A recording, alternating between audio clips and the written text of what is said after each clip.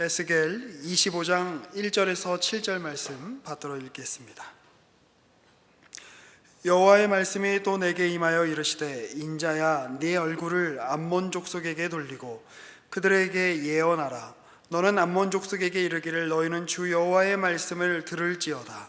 주 여호와께서 이같이 말씀하셨느니라. 내 성소가 더럽힘을 받을 때에 네가 그것에 관하여, 이스라엘 땅이 황폐할 때에 네가 그것에 관하여, 유다 족속이 사로잡힐 때에 네가 그들에 대하여 이르기를, 아하, 좋다 하였도다. 그러므로 내가 너를 동방 사람에게 기업으로 넘겨주리니 그들이 내 가운데에 진을 치며 내 가운데에 그 거처를 베풀며 내 열매를 먹으며 내 젖을 마실지라.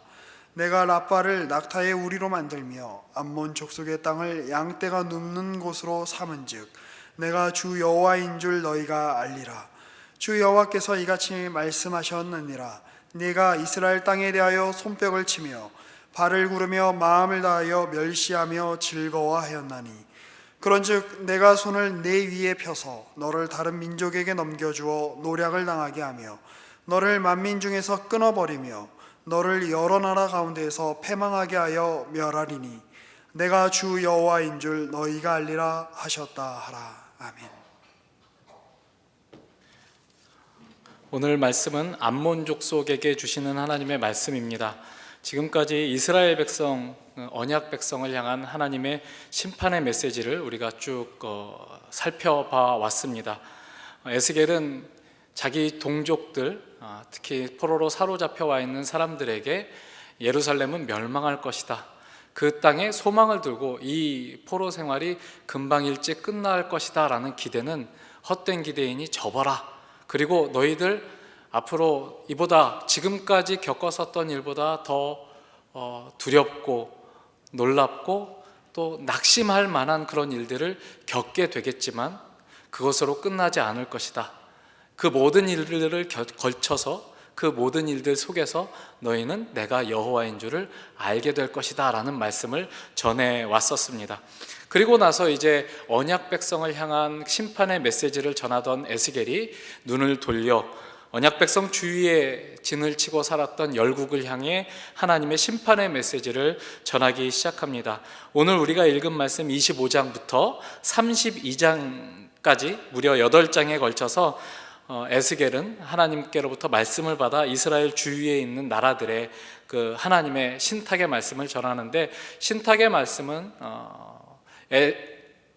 이스라엘 백성들에게 전했을 때와 마찬가지로 동일하게 심판이 선언되는 그런 심판의 신탁 말씀입니다. 그들은 이스라엘 백성들과는 주로 적대적인 관계를 형성하고 있었던 이방인들입니다. 원래 가까운 나라들끼리는 앙숙이 되는 법이죠. 그 나라가 잘 되면, 그 나라의 영향력이 확대되면, 요즘 같은 시대에야 나라의 국경이 굉장히 명확하게 정해져 있지만 요즘 같은 시대에도 중국의 예를 들어보자면 중국이 국력이 강해지자 그 주위에 있는 나라들이 전에 없이 그 중국으로부터 압박을 받고 그쪽에 이제 군비가 많이 몰리게 되는 그런 일들을 겪습니다. 그러니까 한 나라가 잘 되면 그 나라가 잘 되는 것에서 그치지 않고 언제나 그 주위에 있는 나라들이 강대해진 나라의 영향을 받아서 쪼그라들고 또 영향력이 줄어들고 또 강한 나라가 강해져서 생겨나는 그 으스댐, 그리고 그들의 의기양양함, 이런 것들을 옆에서 지켜봐야 되는 것이죠. 그래서 이스라엘 백성들이 건재해 있을 때, 그들이 솔로몬의 시대를 살았을 때에는 주변에 있었던, 여기 언급되는 이제 25장에서 32장까지 언급되는 여러 나라들이 배가 많이 아팠을 겁니다. 그런데 하나님의 심판이 언약 백성인 이스라엘 백성들에게 임해서 그들이 패망하게 됩니다. 앞에서 우리가 이제 24장까지 이르기까지 하나님이 그들의 죄악상을 굉장히 신랄하고 분명하게 고발하시고 또 그들의 죄로 말미암아 그들이 심판을 면할 길이 없음을 선언하시고 심판이 이제 코앞에 임했고 실제로 이제 이스라엘 백성들은 망하는 길을 가게 됩니다. 그렇게 하나님의 심판을 당하여 망하게 되는 이스라엘 백성들을 주변에서 지켜보는 이 열국의 입장에서는 얼마나 고소하고 얼마나 기쁜 일이었을까 하는 생각을 하게 되는 것이죠.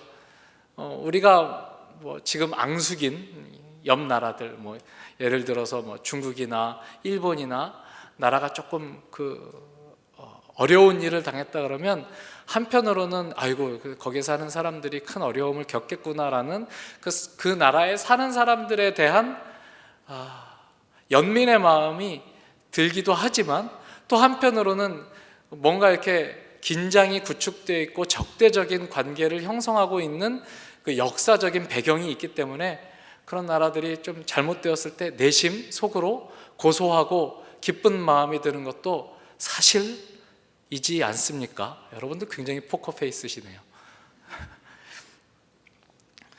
오늘 본문의 암몬 족속이 대표적입니다. 이 암몬 족속은 이스라엘과 바로 얼굴을 맞대고 요단 동편에 살고 있었던 나라들이고, 알다시피 이스라엘 백성들은 요단강 서편 쪽에만 나라를 형성하고 살았던 것이 아니라 요단 동편 쪽에도 두 지파 반이 자리를 잡고 살아왔었습니다. 그러니까 이 암몬 족속과는 굉장히 가깝게 얼굴을 맞대고 살아왔었던 그런 관계였고요. 이스라엘 백성들이 잘 살게 되면 암몬 족속은 어김없이 그 영토를 조금 이렇게 뒤로 물리게 되고, 그래서 그 아라비아 광야 쪽으로 이렇게 물러나서 지내야 되는 그런 관계에 있었습니다. 역학 관계가 그렇게 작동을 했었던 것이죠. 그래서 이스라엘 백성들이 멸망할 때 이들이 아주 즐거워합니다. 6절 말씀을 한번 보실까요? 주 여호와께서 이같이 말씀하셨느니라. 네가 이스라엘 땅에 대하여 손뼉을 치며 발을 구르며 마음을 다하여 멸시하며 즐거워하였나니. 우리 마음을 다하여 교회에서 마음을 다해서 이렇게 얘기를 하면 그 다음에 어떤 표현들이 따라할까요? 우리 마음을 다해서 찬양합시다. 마음을 다해서 기도합시다. 우리 마음을 다해서 우리 하나님의 뜻을 따릅시다. 이런 말씀들이 따라와야 마땅한데, 이스라엘 백성들이 멸망하는 그 현장을 지켜보며 암몬 족속들은 어떻게 했냐면 마음을 다하여 이스라엘 백성들을 멸시하고 그들이 망하는 것을 즐거워했다, 이렇게 이야기를 하고 있습니다. 또 3절 하반절에도 그 말씀이 나오죠. 이스라엘 땅이 황폐할 때 내가 그것에 관하여 유다 족속이 사로잡힐 때 내가 그들에 대하여 이르기를 아하 좋다 하였다라고 기록을 하고 있습니다. 아하라는 말은 굉장히 강한 그 감탄사입니다. 옳거니 좋구나, 지화자 좋다, 이런 뜻입니다. 이스라엘 백성들이 망했구나, 이제 아이고 고소하다, 여태까지 내가 그 모습 보려고 눈뜨고 살아 있었구나, 이런 식으로 그들의 멸망을 지켜봤다라는 것이죠. 그런데 거기에 대해서 하나님이 그들의 잘못을 지적하시고 심판을 선언하는 말씀이 곧바로 이어져 나옵니다. 7절 말씀입니다. 그런즉 어떤즉 네가 그렇게 마음을 다하여 멸시하며 즐거워하였은즉 내가 손을 내 위에 펴서 너를 다른 민족에게 넘겨주어 노략을 당하게 하며 너를 만민 중에 끊어버리며 너를 여러 나라 가운데서 패망하게 하여 멸하리니 내가 주 여호와인 줄을 너희가 알리라 라고 말씀을 하십니다. 25장에 보시면 암몬 족속뿐 아니라 그 뒤에 모압 족속, 그리고 에돔과 블레셋 족속에 관한 그 신탁의 말씀이 나옵니다. 7족속이 나온다 그랬는데 26장에서 28장까지 두로와 시돈에 관한 말씀이 이어지고요. 마지막에 이제 29장부터 32장까지는 애굽에 관한 말씀이 이어집니다. 그렇게 해서 이스라엘 주위에 진을 치고 있었던 7나라들이 다 그 심판의 선언을 받게 되죠. 그런데 이 특별히 25장의 모든 족속, 이 4족속이 그 심판을 받게 되는 근거는 암몬 족속이 심판을 받게 되는 근거와 매우 마찬가지로 그들이 이스라엘 백성들이 멸망할 때 이스라엘 백성들의 멸망을 지켜보며 가졌었던 태도에 근거를 하고 있다는 것을 알게 됩니다. 하나님의 언약 백성의 멸망을 기뻐하며 그들이 멸망한 것을 오히려 자기 자신의 그 이익을 위한 또 복수심을 위한 그런 기회로 삼았다는 것에 대해서 하나님이 책망하시고 멸망을 심판을 선언하시는 것을 우리가 보게 되죠. 앞에서 우리가 6절 말씀에서 암몬 족속이 취했던 태도, 마음을 다하여 이스라엘 백성들이 멸망하는 것을 멸시하고 즐거워했었던 그런 태도를 보게 되고, 우리 8절에 보시면 주 여호와께서 이같이 말씀하셨느니라 모압과 세일이 이르기를 유다 족속은 모든 이방과 다름이 없다 하도다. 이스라엘 백성들이 멸망하는 것을 보고 야 그동안 지들이 뭐 하나님의 선택받은 민족입네 어쩌네 저쩌네 하면서 거드름 피더니 똑같구만 똑같아 다를 바가 없구만 이렇게 말했던 것에 대해서 하나님이 책망을 하시는 거죠. 12절에 보시면 주 여호와께서 이같이 말씀하셨느니라 에돔이 유다 족속을 쳐서 원수를 갚았고 원수를 갚음으로 심히 범죄하였도다. 에돔 족속은 좀 한술 더 뜨는 것 같습니다. 그냥 이스라엘의 멸망을 지켜보며 그들이 멸망당하는 것을 기뻐하고 고소해하고 평가하고 그런 것에서 그치지 않고 오히려 이스라엘을 멸망하려는 세력과 합세하여 그들을 보복하고 원수를 갚았다라고 이야기를 하고 있죠. 마찬가지로 15절에 보면 블레셋 사람도 옛날부터 미워하여 멸시하는 마음으로 원수를 갚아 진멸하고자 했다라고 이야기를 해서 에돔과 같이 이스라엘이 멸망을 당할 때에 사사롭게 그 원한을 갚고자 하는 그런 일을 이스라엘 백성들을 향하여 저질렀다라는 것을 알 수 있습니다. 그리고 그것으로 말미암아 하나님의 심판을 받고 멸망을 선언받는 일들이 이 25장에 계속해서 나오게 되는 것이죠. 그러면 이들은 왜 이렇게 행동을 할까요? 왜 이들은 하나님의 백성들에 대하여 그렇게 적대적이고 멸시하고 보복하고 비난하고 그럴까요? 이들에게 있어서 이스라엘 백성들은 경쟁자이기 때문에 그렇습니다.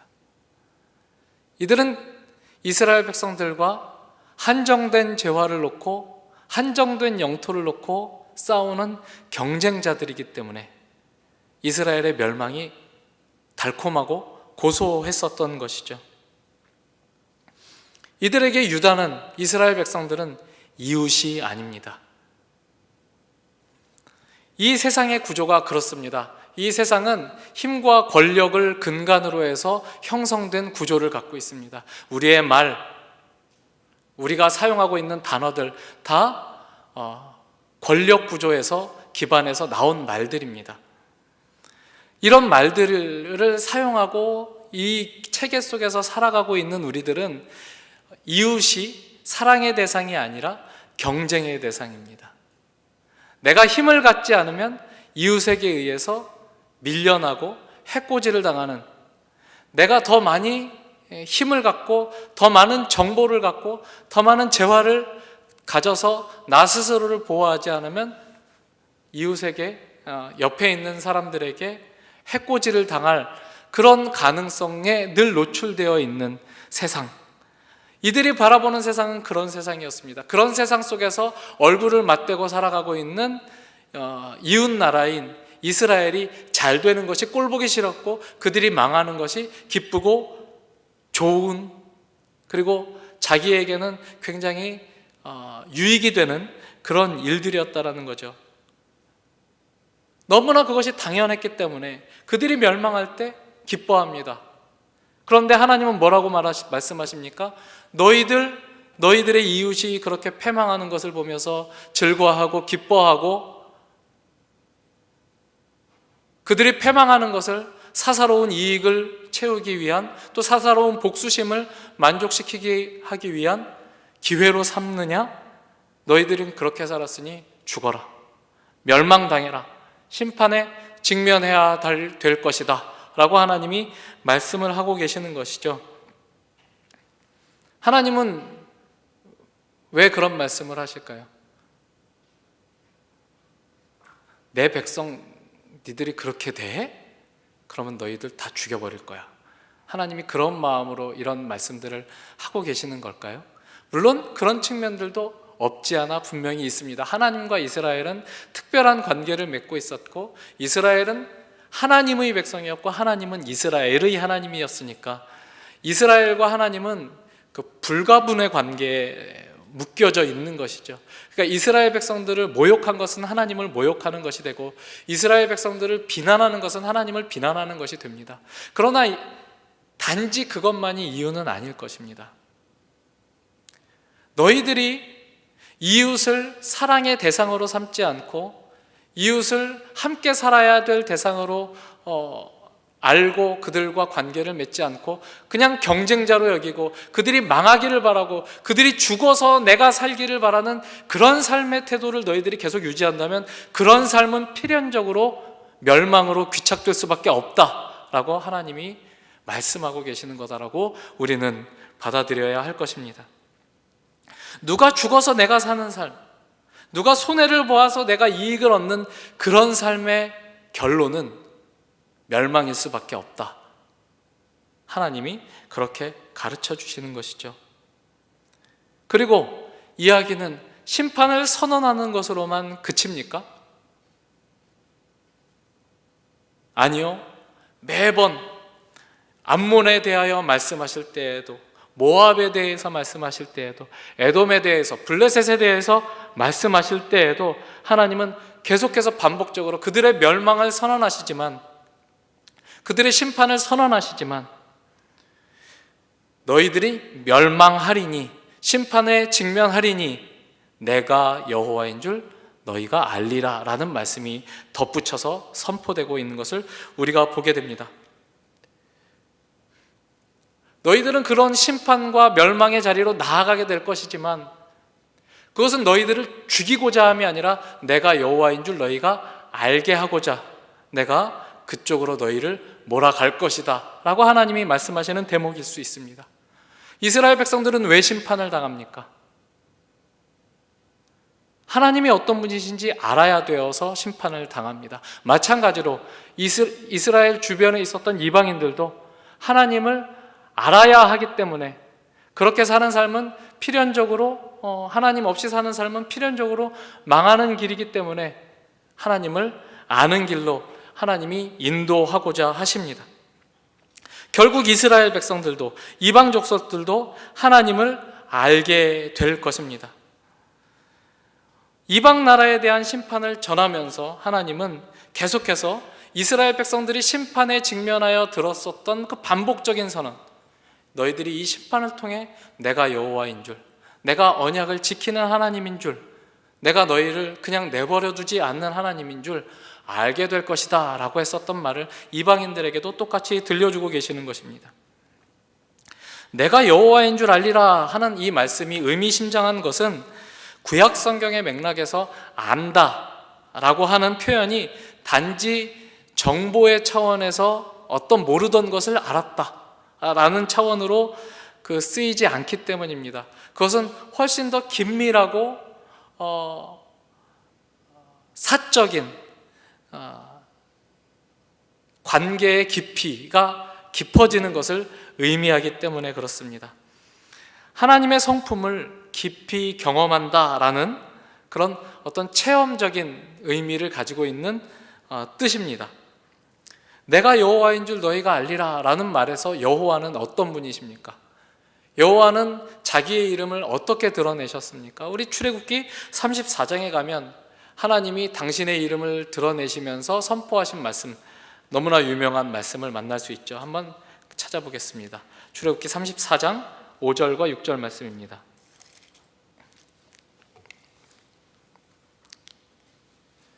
여호와께서 구름 가운데 강림하사 그와 함께 거기 서서 여호와의 이름을 선포하실세 여호와께서 그의 앞으로 지나시며 선포하시되 여호와라 여호와라 자비롭고 은혜롭고 노하기를 더디하고 인자와 진실이 많은 하나님이라. 계속 이제 이어져서 말씀이 나오지만 우리는 이 말씀, 하나님이 당신을 이렇게 가장 분명하게 내 이름은 이런 뜻이다, 나는 이런 하나님이다, 내 본질, 나의 본성, 나의 성품은 여러 측면에서 조망해 볼 수 있겠지만 가장 두드러진 나의 나됨은 이런 것이다라고 스스로 선포하신 말씀이 오늘 우리가 읽은 이 말씀이죠. 뭐라고 말씀하십니까? 자비롭고 은혜롭고 노하기를 더디하고 인자와 진실이 많은 하나님으로 당신을 드러내십니다. 이 이야기는 어떤 맥락 속에서 나왔냐면 금송아지를 만든 사건을 배경으로 해서 그 맥락에서 이어져 나오는 선언입니다. 그리고 그 금송아지 사건 앞뒤로는 하나님이 자기의 성소를 이스라엘 백성들 가운데 건설하는 이야기가 기록이 되어 있습니다. 그러니까 하나님이 이스라엘 백성들과 언약을 맺으시고 그들과 함께 거하시기 위해서 그들 가운데 산다는 것을 물리적인 실제적인 그 증표로 보여주시기 위해서 하나님의 집을 지으라고 이스라엘 백성들에게 말을 합니다. 보이지 않으시고 영원하신, 그리고 이 세상 온 우주를 창조하신 하나님께서 우리와 함께 거하신다는 증거를 우리에게 보여주시기 위해서 우리 가운데 집을 짓고 사시기를 원하신다. 우리가 텐트를 짓고 이 광야를 지나는 동안 우리가 텐트를 치는 곳 한복판에 하나님도 텐트를 치신다. 하나님이 그렇게 선언하신 거잖아요. 얼마나 영광되고 놀라운 일입니까? 그런데 하나님이 이스라엘과 언약 관계를 맺으시고 말하자면 결혼을 하시고 그들과 함께 살 신방을 그들 가운데 만들라고 요구하셨는데 그 사이에 이스라엘 백성들은 금송아지를 만들어 하나님을 배신합니다. 얼마나 큰 배신이며 얼마나 신속한 배신입니까?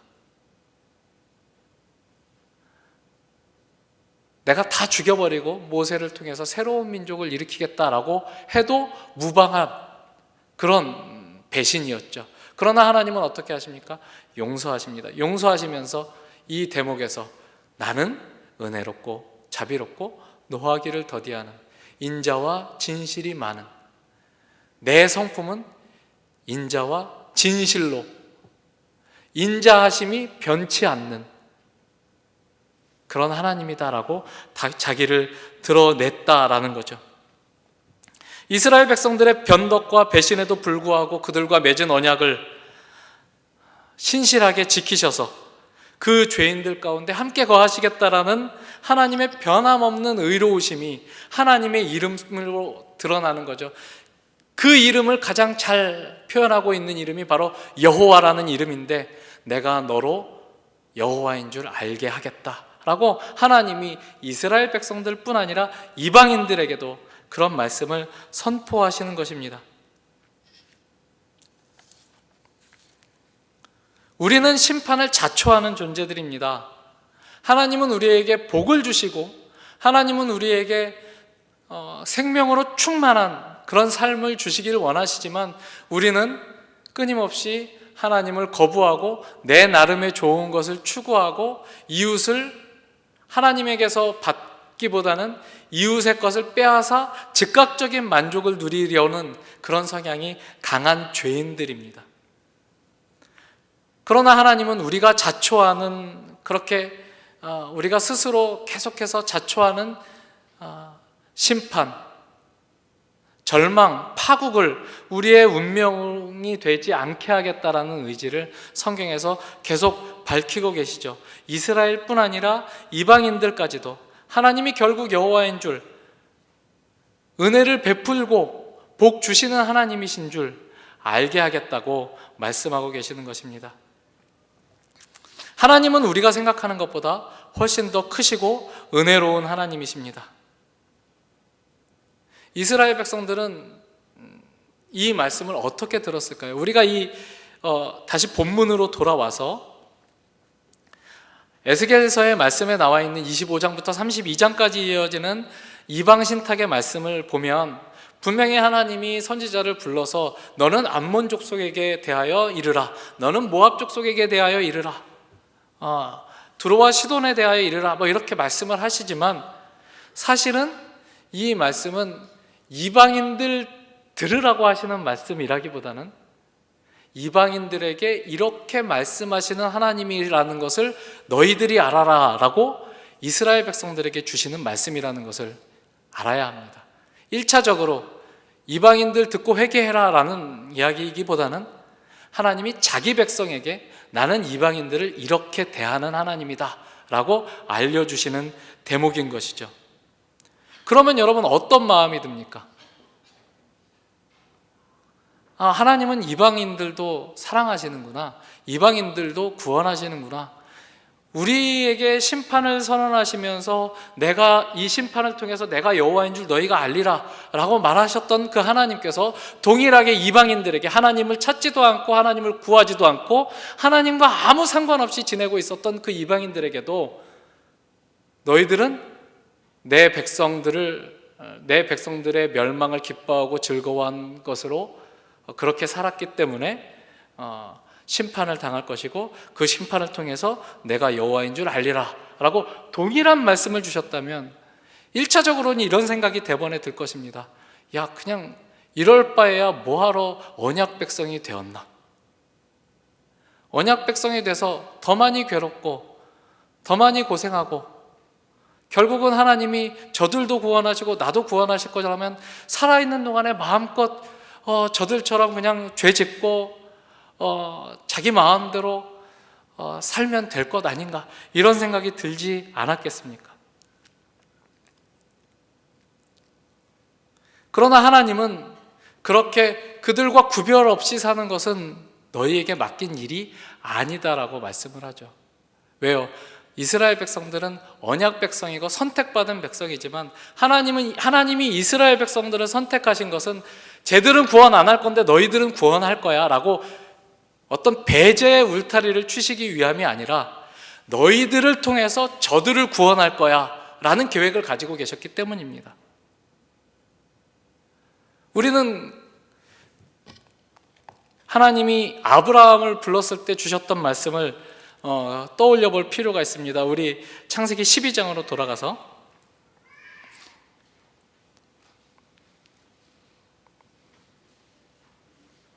창세기 12장 1절부터 3절까지 말씀 한번 같이 읽어보겠습니다.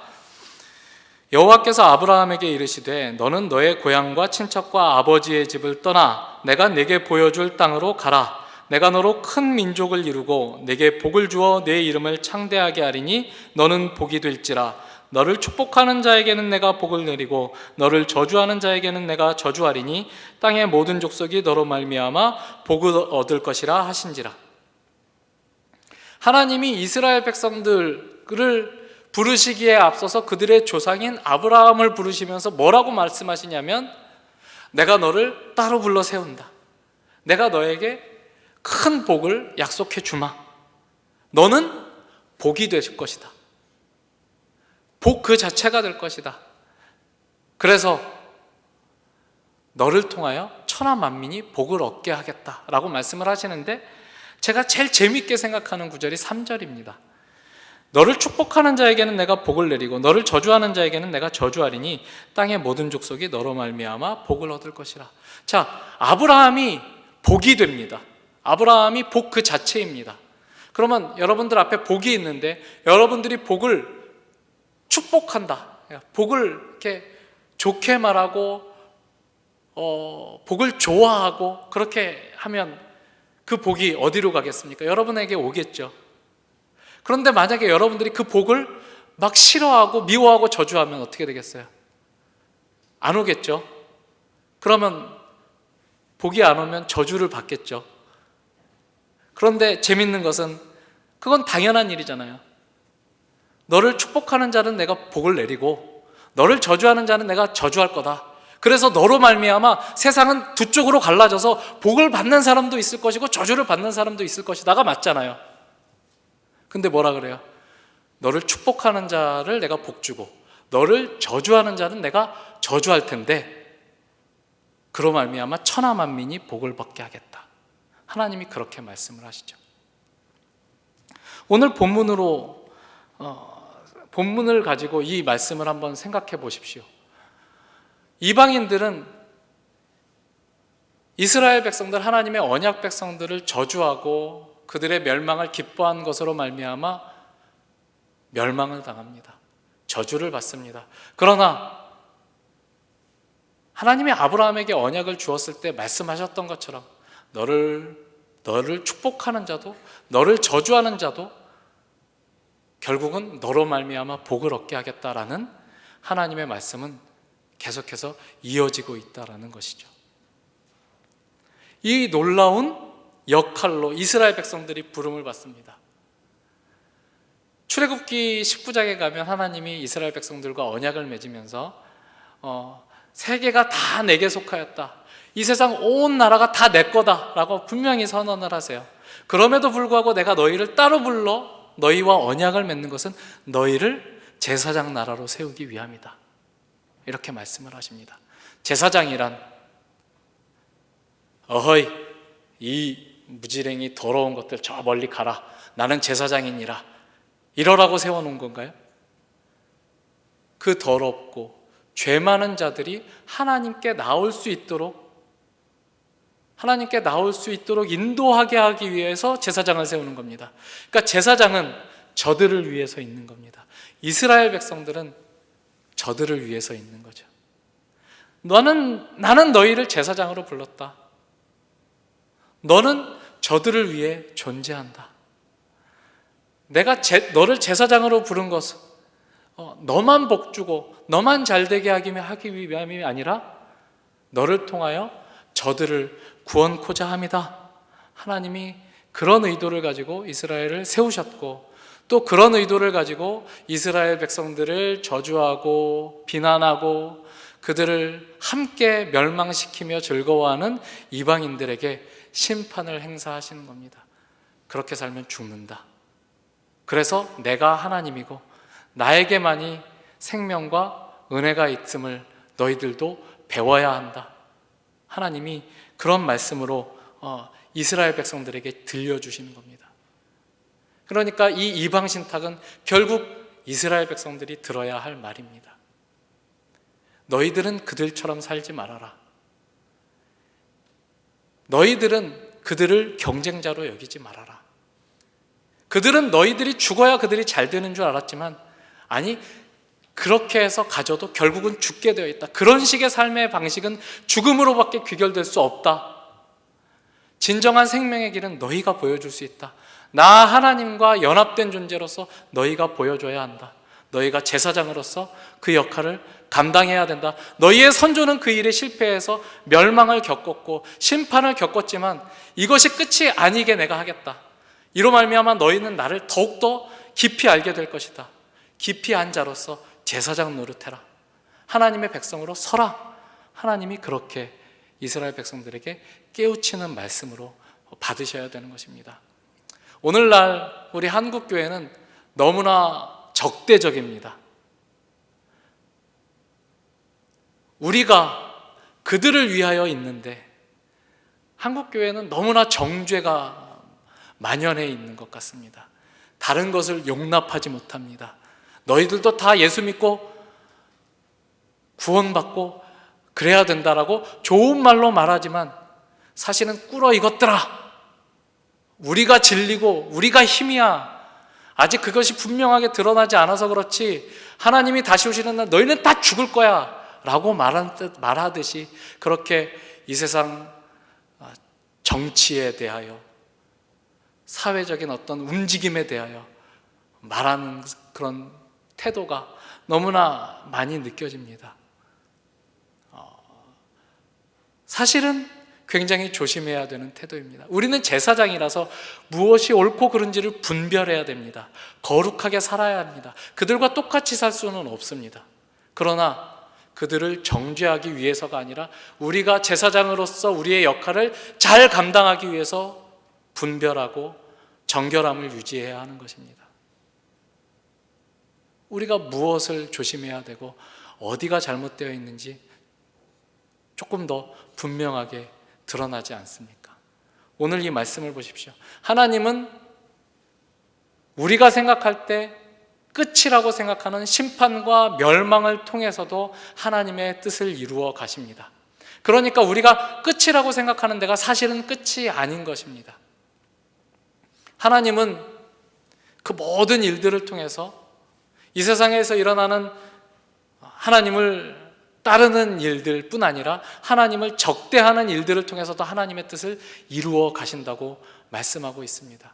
그 속에서 제사장 나라로 부름받은 우리의 역할은 무엇인지, 하나님은 그 이방인들에게 대하여 무엇을 하고자 하시는지, 하나님이 믿지 않는 교회 밖의 사람들에 대하여 어떤 마음을 가지고 계시는지 오늘 우리 이 본문 말씀으로 더 분명히 알고 분별하여 이 세상 앞에 사랑이 많은 하나님을 증거하는 증거자로, 그 인자와 긍휼이 풍성하신 하나님께로 죄인들을 인도하는 대제사장으로, 제사장 나라로 서는 여러분과 저의 삶이 되기를 바랍니다. 기도하겠습니다.